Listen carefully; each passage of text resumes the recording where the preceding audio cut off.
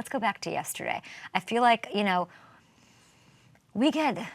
this is rare too, just like the sports equinox. We get 1 or 2 Sundays every year that are just drunk AF, just wild, just rabid, full moon kind of spooky Halloween week stuff. And that's what we got. Week 8, the nightcap, let's start there. Santa Clara, Niners, huge win over the Cowboys. They're back at 4-4. They head into their bye. Maybe they get healthy. The Niners trail at halftime. It's messy. It's penalty-ridden. It's disgusting. 30 minutes. And then they come out of the locker room.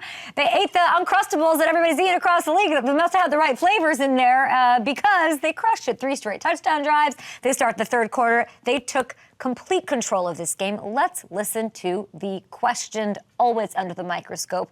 Can he do it? Can he get them there? Coach Kyle Shanahan. Was there a moment? Was there an Uncrustable? What did he say?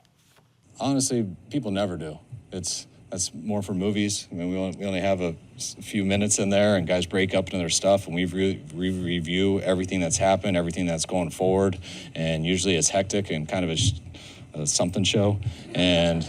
And sometimes I call the guys up and quickly break it down, and sometimes I have to go to the bathroom, and I tell Fred to call him up. And so I just say, Fred, offense is up, you got it, let's go, and we just come out. So it's more scheme. Sometimes you got to just use the bathroom. That's all it takes. That is truly inspirational stuff there, Kyle Shanahan. A something show, he said. Something clicked. Great, maybe that was it. Second half, the Niners looked like the Niners once more. There were designed runs for Brock. I think that had something to do with it. He bounced back from a bad start against Kansas City. He's throwing dimes to Kittle on National Tight Ends Day. I think National Tight Ends Day became a thing because of George Kittle. So it's nice to see that. Lots of tight end scoring yesterday. Loved it. Primetime masterpiece, 128 yards and a score. No Aiyuk. No CMC.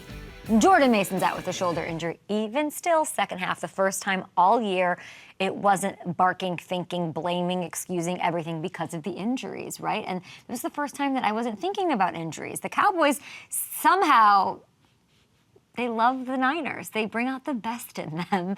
And if you think about momentum and timing and luck and all the things that matter when it comes to a team coming together at the right time, it matters right now. This is the spooky week. This is when things really start to take shape. And by the way, what I mean by that is that the Seahawks lost. The Niners are now in a tie for first place in the West. They get the perfectly timed bye, going into it feeling good. The Cardinals, they kept pace. They got to win over the Dolphins. They hold the tiebreaker right now. Niners, the faves to win the division, as they should, I think, at -110. They're still getting the second best odds to win the NFC overall at +400. And according to the latest from Ian Rappaport this morning, it sounds like maybe they get, that would be crazy. They're going to get Christian McCaffrey back out of the bye, and they face Tampa in Week 10. Things finally trending up in the Bay, and I loved seeing it. All right. I'm going to ask Keekly about the Cowboys side of things because I don't like to be negative.